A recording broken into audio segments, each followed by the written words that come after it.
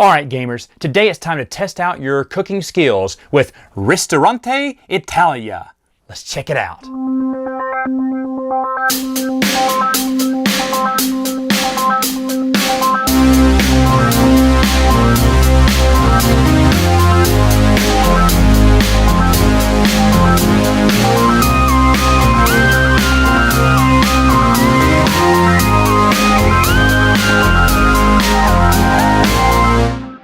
Setup for the game is fairly easy. What you're going to do is each player is going to pick one of these 5 restaurants to be here. And as you can see, they're basically just the same restaurant, just different colors here. So I'm going to be yellow in this case. Once you get the placemat you want, you're going to put it in front of you. Each player will get a cup of their particular color. So in this case, I am yellow. So I'll get a yellow cup. I'm also going to get $25 there and little wooden coins there. This is kept hidden from other players, and I'll tell you why in a minute. But anyway, every player is going to also have a matching chef hat here. So I got a yellow one here, and I got all the other chefs here. They're going to start right here at the bottom here. And of course, we have our white chef hat player, which will start right here at the 1 track. Now this happens over 12 months, as you can see here, and it happens in sets, in quarters here. So special actions happen every 3 months, and I'll get to what those are in a minute. But first off, what you're going to try to do is you're trying, of course, to build a restaurant, build a brand, make the best dishes, and of course be the best restaurant overall. Now over here is an advanced version of the game that I am going to teach with the base version. You can play without this version to make it seem not so complicated, but to be honest, there's nothing complicated about the advanced version of the game, so I'm just going to teach it all together. So the game begins with each player taking turns and taking 2 actions per round. Of those 2 actions, you have several things you can do. One is to look at the recipe cards here, and as you see, we have 4 different ones: starter, first, second course, and dessert. So what they would do, let's say I want to take a starter, I'd take the top 5 cards from the deck, and I would look at them, and I would choose one of these items to serve as my starter. Now, one of the things is you have to look at is the chef's hat. I am at a level 1. We all are. Anything that have chef's hats of a level 2 and level 3, I can't do until my token gets up to either that 2 or that 3. And as you see here, that's a 1, that's a 1, that's a 1. Oh, that's a 2. I couldn't do that one. And oh, look, that's a 3. As you see, they get bigger, but they're going to be paying out more, and they're a lot better. But right now, all I can do is a 1. So I have to choose from one of these 3. So I can get prawns, that'd be nice. Lard, of course, that's what's always for my starter. And duck. All right, let's say I got lard. Yeah, we're going to eat heavy tonight. So I need some lard. That's my appetizer there.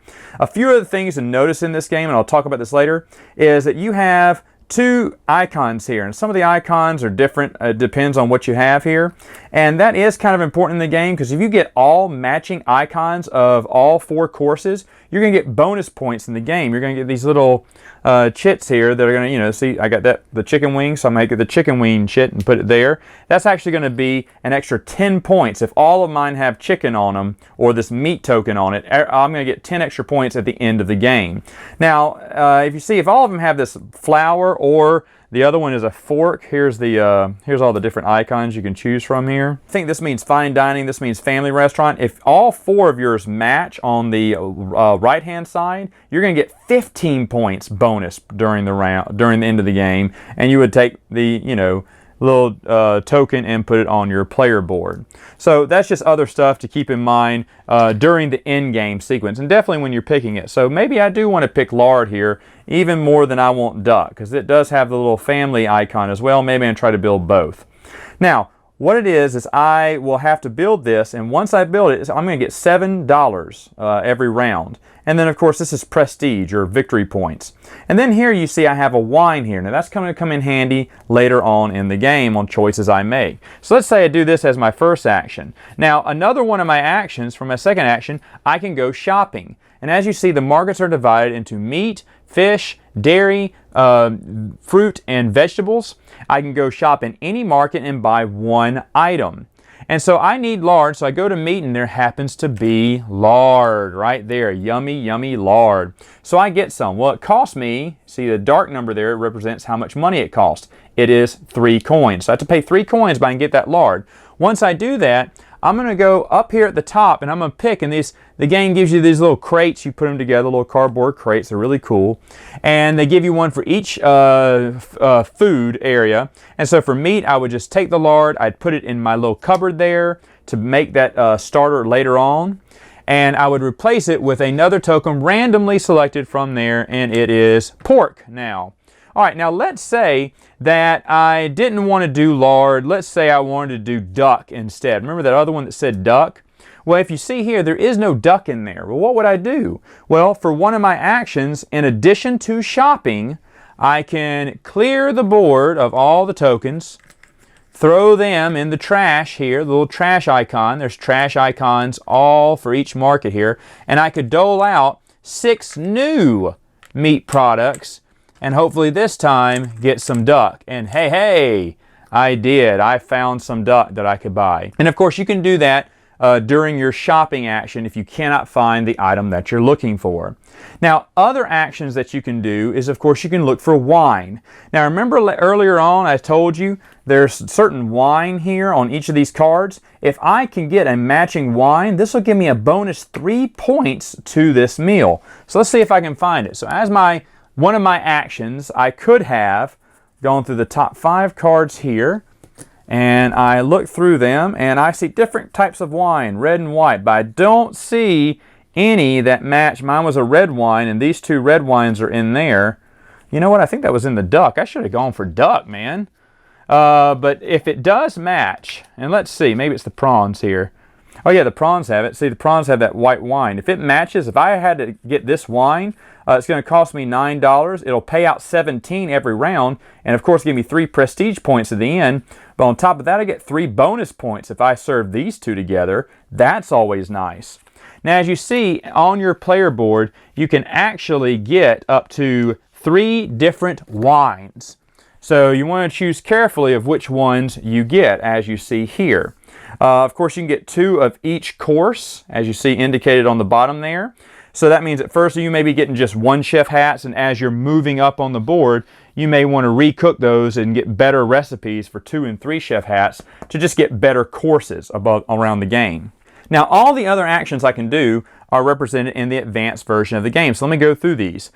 First off, I can try to buy one of these little cards here. These cards give you special abilities. They kind of like cheat the rules a little bit. So, for instance, there's a market one in here that I can get 2 items instead of just 1 when I shop, and stuff like that. Has little rule break cards. You can purchase 1 and get 1. That counts as an action. Another thing that would count as an action is, of course, getting a table.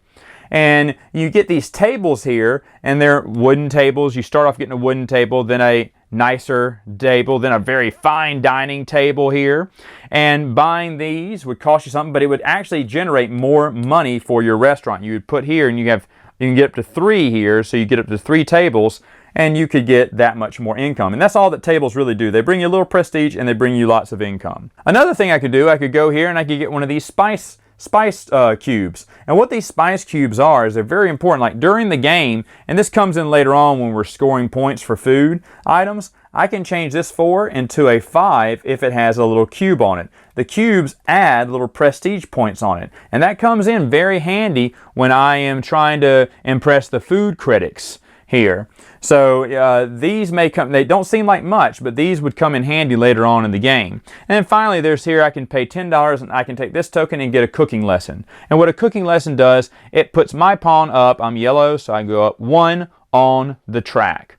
Alright, so getting ahead of myself here, but let's go ahead and say those were all the actions. You can only take 2 of them per round, and of course you're going to do that for 3 rounds. Now after that 3rd round, then comes some of the scoring phases. First off, you're going to go on the food critic. And with the food critic, that's when you're going to take all of the items that you have in your cupboard and apply them to whatever recipes you have in your hand. You're going to lay them down. So remember that lard token? I would just discard the lard token and place this on my player board, indicating I have completed this menu item and it is now part of my restaurant here. And then what we're going to do is add up all of our victory points. The person with the most victory points at that point, who's made the best items in that round, they're going to move up 3 spaces. Second place would move up 2 spaces, and every other player would move up 1. And so that's how the rounds were going. And as you can see, the higher up you go, the more victory points you will score also at the end of the game. Now, after food critic, you go to the VIP round. And this is a blind bidding aspect. What each player is going to do is they're going to dig into their cup and they're going to hold out their hand and they're going to blind bid. And whoever has the most money is actually going to win this VP or this VIP here, and they can place them in the VIP section of the board. But most importantly, they're going to win this extra star. If you see, you start with 1 star. This would make you a 2-star restaurant. For any additional star that you have on your board here, you're going to get an additional 10 points at the end of the game. So this is really big when scoring points at the end of the game. Finally, you have the little money bag emblem. When you go there, that's when all of your recipes, your tables, anything you have that has the coin value, like wine, is going to pay out, and it's going to give you some more money to put in your little cup for the next round. Now, play like that is going to continue on and on and on until you get to the final round, and things change just slightly. Here, when you get to the critics round again, you're going for a silver spoon, or a golden spoon I should say, which is worth 15 points in the game. It would go on your player board here if you scored it right. What you're doing is to impress this food critic, instead of just showing him the dishes that you made that round, you're going to show him all the dishes that you have prepared and the best 4-course meal you can put together. If you do not have all 4 courses completed, you may not enter the contest to impress the food critic. You have to have at least 1 of each of these dishes, and you can pick of the best ones. If at this point, if I had 2 second courses, I could present the one, of course, that was the most in points to impress the judges and win that silver spoon. The next VIP round goes just the same. It's blind bidding. Highest bidder gets it. By the way, any losers who bid, they get their coins rounded down in half. So if I bid like 4 coins and I lost, I would lose 2 coins. This prevents someone just betting all their coins knowing they have nothing to lose.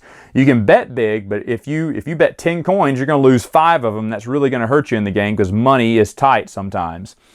All right. After that, after you decide who's going to win that final star, you move over here. Instead of paying out money, whoever has the most money left over at that point will get that other star. So very kind of interesting. You have to bid for that one, but make sure you don't bid too much, or you either win that one or not lose too much money, because you do want to have the most money left over at the end to grab another star if possible. Finally, there's the final round here where you're going to be putting together or showcasing your highest valued menu card. So for instance, there was a starter in here that was a 3, here it is. It's 3 chef hat. Let's say I got made up to 3 chef hats. That's worth 13 victory points. That could possibly be my best dish ever. And so you can present your one single most highest scoring best dish. And of course, if you have any spice tokens, that would also come in handy to play it there, because that would add to your point value. But the person with the highest dish is going to get 2 golden spoons. Second place will get 1. Anyone else will get nothing. Now, at the end of the 12 months, what players are going to do is they're going to add up all of their prestige points that they've gotten through the series. They're going to add up any specialty items that they got for 10 or 15 points, any stars, any silver spoons, any wines they've collected will also count for victory points, and of course, how far along they are on the track. The person with the most victory points at the end wins the game. Final thoughts, what do I think about the game? Well, you know what? I have been looking for a restaurant game for quite some time. So imagine my joy when I found this game and I checked it out. I was like, yeah, this may be the game for me. And it actually is. It's a really fun game. One thing I forgot to mention in the review is they do give you these little score pads. Of course, I don't want to use them because once you use them, they're gone and you can't use them again for the game. So I don't really use them. We just use little scratch pads, and that's how we keep count. Adding up, tallying it up doesn't take much. Everyone has a calculator on their phone these days, so that's what we use to calculate points. This game is super fun. It's super quick. It goes faster than you would think it would as you're trying to shop for better recipes, get all the groceries you need. Man, I love getting the power-ups, getting the cookbooks, adding the spice for those in-game rounds. Oh, it's great. And that was the thing that surprised us the most. The game moved quick. It was like, it's over? It's already over? We're already done? Man, that's a sign of a good game, when games are just fun like that. And building your own restaurant, who doesn't want to do that? There's a million strategies too here. Getting that wine early could help you out because it's getting in more money. I got a lot of tables to get in money. You want a lot of money in the bidding round so you can win some of those, gold stars. You want to see if you can match up some icons. It's very hard to match up the fine dining or family restaurant, the fork and the flower. It's hard to match those up, but it's 15 extra points if you do. Oh, I want those points. And there's, like I said, a lot of strategy in this game. It is a super fun game. Sadly, another one that's out of print, but if you find it at a decent price, I got it for maybe 30 or 40, and that was great. It was a great deal. And so if you find it anywhere around that area and it looks like a game for you, it is definitely worth your time. Definitely worth your time. There's so many options, and the coolest thing, one of the coolest things about this is you can actually go online. It gives you a little website. You can go online and you can download all the recipes to all of the cards in the game. They made recipes for them. So you can really make whatever is on the card. Now, I don't know how you make lard, but they got a recipe for whatever that is. It is just super cool, and I just love the game. Ristorante Italia. All right, gamers, that's all the time I have for now. Until next time, game on.